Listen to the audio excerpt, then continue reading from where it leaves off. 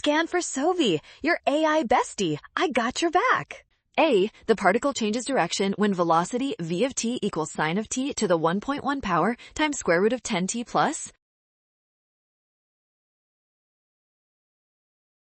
1.1 approximately 2.831, where v of t transitions from positive to negative. B,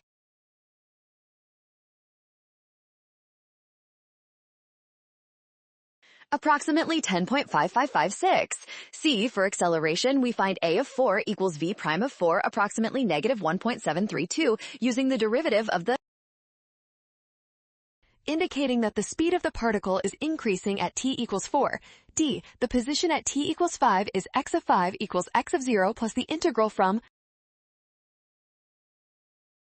Great job working through that. Scan the code, you can learn better with Sovi. Watch out for sign errors and always double check each step carefully.